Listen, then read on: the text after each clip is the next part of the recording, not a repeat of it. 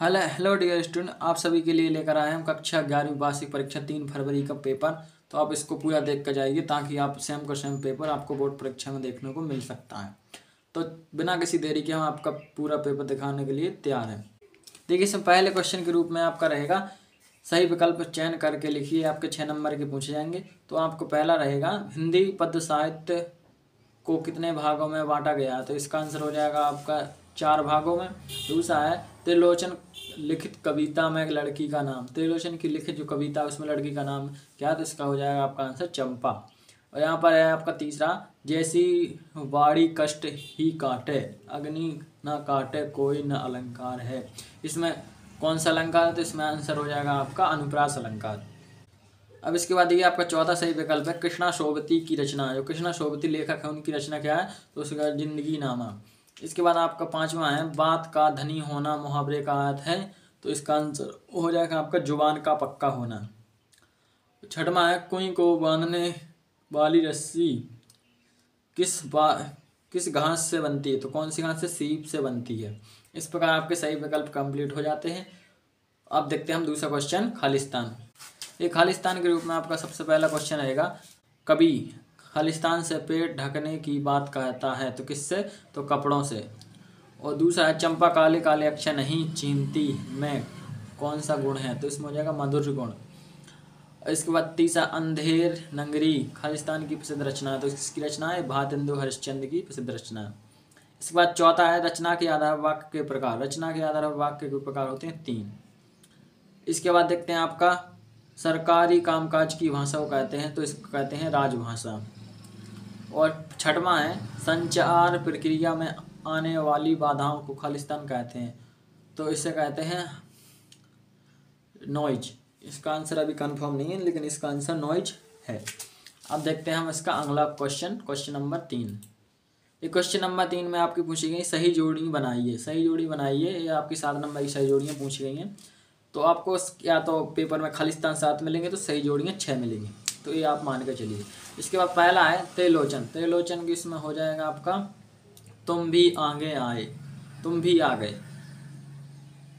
और अक्क महादेवी, तो इसका हो जाएगा आलो अंधेरी। और किशचंदर का हो जाएगा आपका यहाँ पर जामुन का पेड़। महाकाव्य में हो जाएगा आपका महाकाव्य सर्ग में बंदी रचना को महाकाव्य। निपात का हो जाएगा तुम भी आ गए। और इसका पहले का हो जाएगा ये हे मूक मत मचल। और इसके बाद प्रबोध कुमार, तो इसका हो जाएगा आपका सबसे खतरनाक। और अनुस्मारक होगा रिमाइंडर। इस प्रकार आपकी सही जोड़ियाँ हो गई। आप इनका स्क्रीनशॉट ले सकते हैं। अब देखते हैं हम नेक्स्ट क्वेश्चन। नेक्स्ट क्वेश्चन में आपका पूछा गया है एक शब्द एक वाक्य में उत्तर दीजिए। आपके 7 नंबर के हैं। पहला है जगत क्या देखकर मोहित हो रहा है। तो सुंदरता, जगत सुंदरता देख कर मोहित हो रहा है। कवित्री पूरी बस्ती को किस में डूबने से बचाना चाहती है। लेखक है जो किस में डूबने से बचाना चाहते हैं, तो नींद में डूबने से बचाना चाहता है। नमक का दरोगा कहानी के अंत में किसकी जीत हुई, तो ईमानदार और न्याय की। और ईमानदारी और न्याय की। और चौथा है रस की निष्पत्ति में सहायक तत्वों के नाम। तो आप सभी जानते हैं स्थविभाव, अनुभाव, विभाव, संचर विभाव। इसके बाद देखते हैं पांचवा, पंडित अलोपीदीन ने मुंशी बंशीधर को किस पद पर नियुक्त किया। तो सहायक के पद पर। और छठवां, जामुन के पेड़ के नीचे दबे आदमी का नाम था। तो सालिब नहीं सॉरी इसका नाम था गालिब। यहाँ पर देखते हैं लता मंगेशकर के पहले चित्रपट संगीत में कौन सी गायिका का बोलबाला था। तो नूरजहां। इसका आंसर हो जाएगा नूरजहां। अब इसके बाद देखते हैं आपके क्वेश्चन नंबर 5। क्वेश्चन नंबर 5 में देखिए आपके 7 शब्द पूछे गए। आपके कुछ इस प्रकार 7 शब्द रहने वाले हैं। पहला है सतुक्कड़ी भाषा का प्रयोग कभी न किया। तो ये आपका बिल्कुल सत्य हो जाएगा। दूसरा है तुम बरस लो वे ना बरसे में यमक अलंकार है। तो ये आपका सत्य है। इसका तीसरा, न्याय के मैदान में धर्म और धन के बीच युद्ध ठन गया। तो ये आपका सत्य है। अर्थ के आधार पर वाक्य 8 प्रकार के होते हैं। आपका सत्य है। पांचवा, लोकोक्ति के पीछे कोई घटना या कहानी अवश्य होती है। तो ये आपका सत्य है।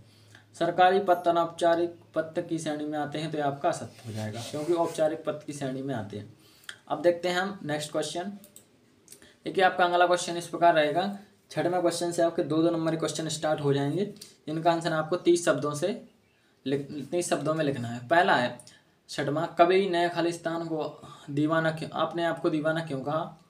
अथवा है चंपा को किस बात पर अचरज होता है और क्यों। सातवां क्वेश्चन है नई कविता की 2 विशेषताएं एवं 2 कवियों के नाम। तो इसको आपको पहले 2 विशेषताएं लिख देनी, नई कविता उनके 2 कवियों के, भवानी प्रसाद मिश्र और एक और कवि है, उनका नाम लिख देना।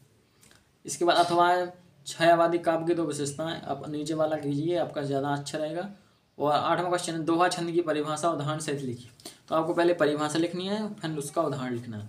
अथवा है वक्रोक्ति अलंकार की परिभाषा उदाहरण सहित लिखिए। तो पहले आपको वक्रोक्ति अलंकार की परिभाषा लिखनी है, फिर इसकी हेडिंग डाल कर उदाहरण लिख देना। आप देखते हैं 9वां क्वेश्चन। 9वां क्वेश्चन है महाकाव्य और खंडकाव्य में 2 अंतर। तो आपको 2 कॉलम बनाकर 2 अंतर उसमें लिख देने हैं। अथवा नाटक एकांकी में कोई 2 अंतर, तो वैसा ही आपको इसको लिखना है। अब 10वां है मुंशी बंशीधर ने अपना मित्र और पथ प्रदर्शक किसे बनाया। अथवा है शिव शंभू के 2 गायों की कहानी के माध्यम से लेखक क्या कहना चाहता है। 11वां क्वेश्चन है तकनीक शब्द से क्या तात्पर्य है। तकनीकी शब्द है, उससे क्या तात्पर्य है, ये आपको बताना है, इसकी परिभाषा। और अथवा है शब्द युग्म किसे कहते हैं, कितने प्रकार के होते हैं, इनके नाम लिखिए। 12वां क्वेश्चन देखिए, 12वां क्वेश्चन है राजभाषा और राष्ट्रभाषा में कोई 2 अंतर लिखिए। अथवा विज्ञापन लेखन में किन बातों का ध्यान रखना आवश्यक है, लिखिए। 13वां निर्देश अनुसार वाक्य परिवर्तित करके लिखिए। लुट्टन ढोलक को अपना गुरु मानता था, निषेधवाचक, तो इसका हो जाएगा लुट्टन ढोलक को अपना गुरु नहीं मानता था। अथवा गणित का प्रश्न पत्र कठिन है, बहुत कठिन है, बिना अर्थ बदलें, तो इसका आंसर हो जाएगा आपका गणित का प्रश्न पत्र बहुत सरल नहीं है। अब आप देखिए इसका अथवा, इसको भी आपको शुद्ध करके लिखना है। इसके बाद देखते हैं आपका 14वां क्वेश्चन लता मंगेशकर के गायन की 2 विशेषताएं। अथवा राजस्थान में कोई किसे कहते हैं। 15वां क्वेश्चन है पीत पत्रकारिता से आप क्या समझते हैं। अथवा डायरी लेखन की 2 महत्वपूर्ण विशेषताएं लिखिए। 16वां क्वेश्चन है कबीर अथवा मीरा का काव्य परिचय निम्न बिंदु के आधार पर लिखिए। तो आपको परिचय लिखना है। मैंने सभी काव्य परिचय इसी चैनल पर डाल दिए, तो आप वहाँ जाकर इनका लिखना की तरीका किस प्रकार लिखना है सब वहाँ जाकर देख सकते हैं। 17वां क्वेश्चन कुछ इस प्रकार रहेगा आपका प्रेमचंद अथवा मन्नू भंडारी का साहित्यिक परिचय निम्नलिखित बिंदु के आधार पर लिखिए। तो आपको इनका जो जीवन परिचय निम्नलिखित बिंदु के आधार पर लिख देना है। इसके बाद 18वां क्वेश्चन दिए गए विषय का भावावलोकन करना। चरित्र सबसे बड़ा धन है। अथवा 2 मित्रों के बीच परीक्षा की तैयारी पर चर्चा कीजिए या संवाद लिखिए।